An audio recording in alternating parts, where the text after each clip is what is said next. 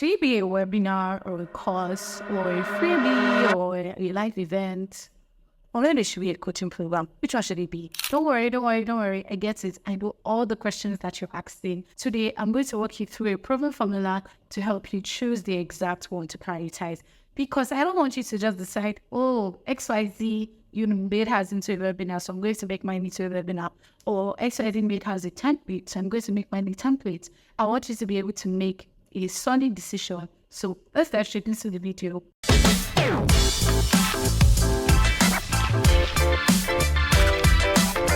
Hello, welcome back to my channel. My name is Deborah and I work as a launch strategist, and in simple everyday terms, I help you take away chaos and overwhelm when it comes to your launches. So questions like, what should I do before a launch, after a launch, post-launch?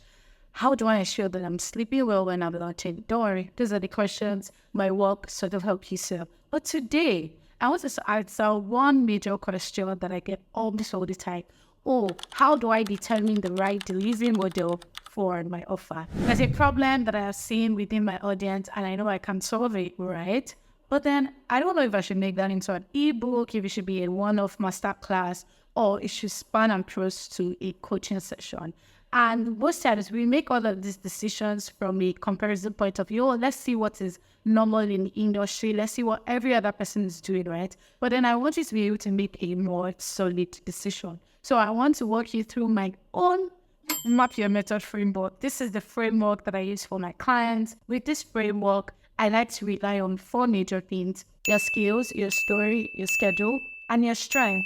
Because I don't want us to just make this decision like, randomly. I think this is what it should be. I think it should be a one-off session. Meanwhile, it would have thrived well as a coaching program. Or I think it should be a coaching program. Meanwhile, it would have thrived well as just an Instagram live. So let's dive straight into it. When it comes to choosing the delivery method for your offer, you want to first ask yourself, when it comes to your brand, the perception that you're building, the positioning that you're gunning for, what kind of story do you want to be able to tell? Let's not lie.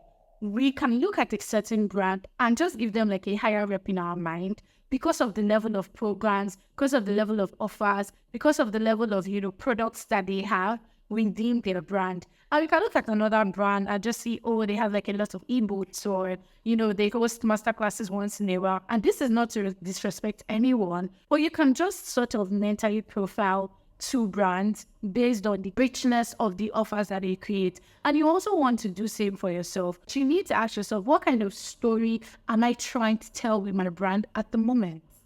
And with telling this story, how much of this story do I want to tell? You need to understand that your launch is not just a launch, it's a brand asset. With your launch, people can see you as credible. With your launch, people can see you as a leader. Depending on how you go about your launch, people can upgrade you or downgrade you in their minds. So you want to launch knowing fully well that your launch is riding on the story.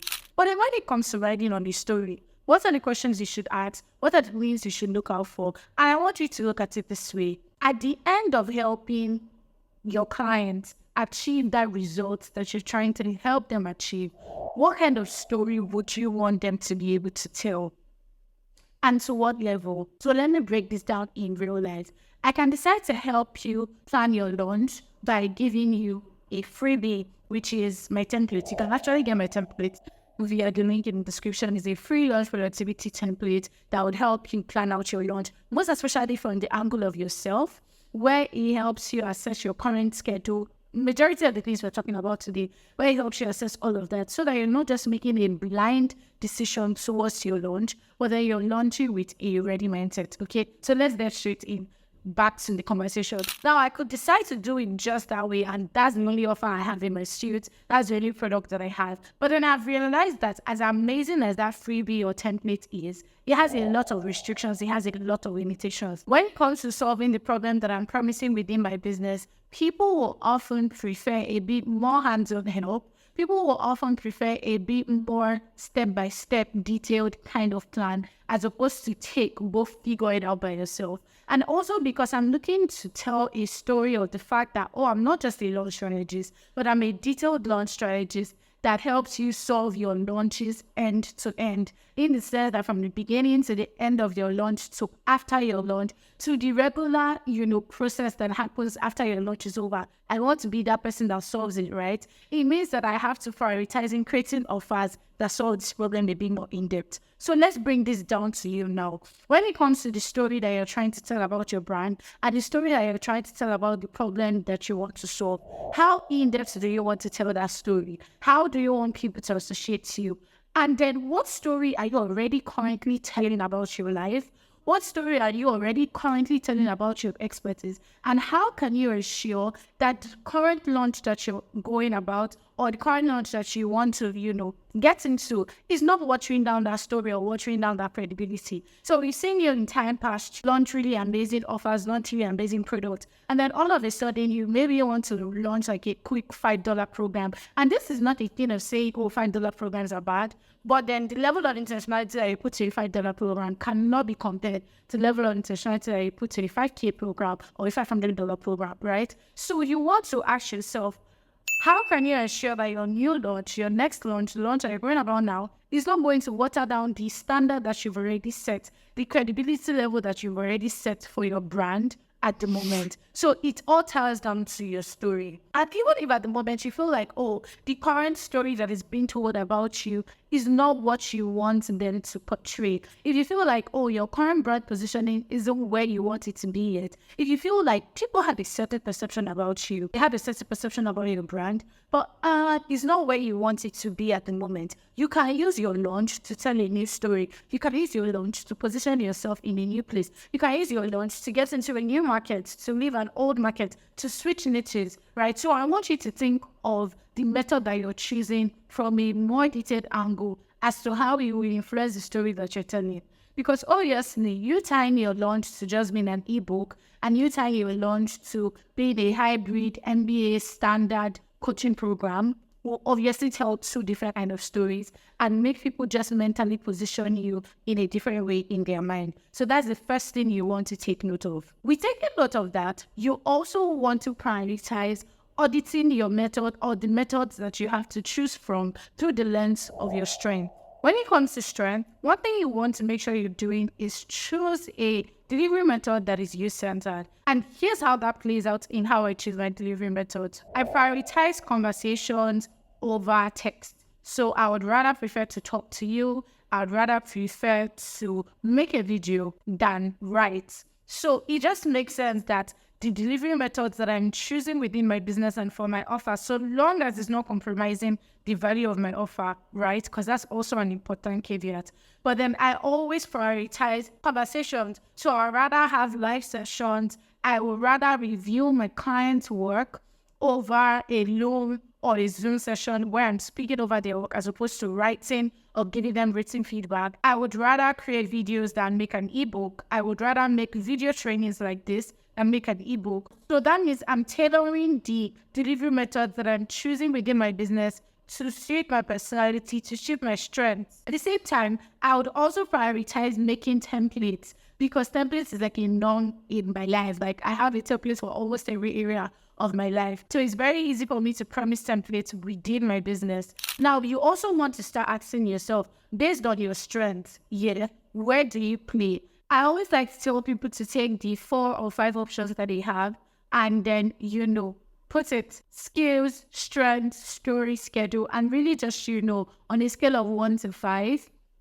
choose the one that sort of sits into their story, choose the one that sort of sits into their schedules better. And that brings us to my third point. If you want to evaluate over your schedule, if you know that you have only limited hours or few hours to commit to your business, you want to ensure that the program that you're choosing or the offer or the method that you're choosing helps you put that in mind. You also want to do it in a way that the offer that you're choosing will just make sense for the time that you have to put into your business. Let's say you currently work a 9 to 5 or you run a ministry or you have other commitments in your life and you can only maybe commit 4 to 6 hours in your business, right? It doesn't make sense to just settle for some random ebook because you feel you don't have time. There's only an amount you can place on an ebook. So you want to ask yourself, okay, even though I have 4 to 6 hours weekly to put into my business, How can I ensure that I'm still earning good amount? So rather than putting 46 hours and just tying it down to an ebook, I am not anti-ebook, please. I'm just trying to make you see other options that would help you earn better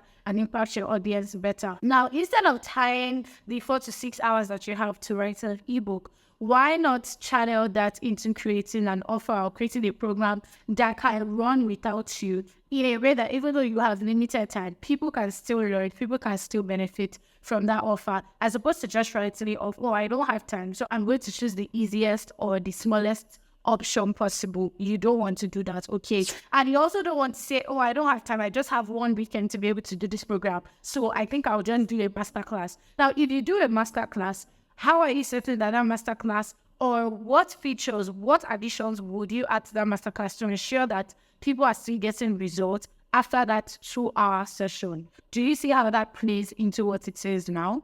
And that would bring me to the final but most important point that you want to evaluate, which is your skills. Now, when it comes to your skills, I don't necessarily only mean like your soft skills, yeah, where it's like, oh, I think I know how to create templates, so let me make templates. Those are other skills. But I want you to look at your skill level based on the level of expertise that you have, based on the years, based on the level of things that you have been exposed to. This offer method that you're choosing, will it help you showcase your skill in the best way ever?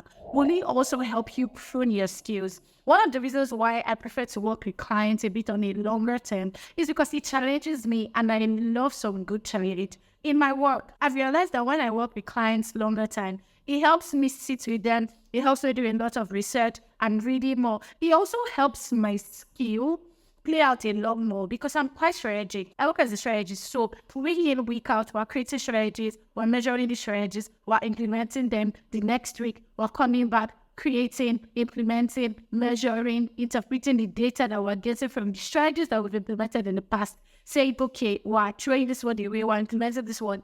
It's just helping me really ride on the fact that I'm a strategist. So I'm not just boxing my skill to one thing.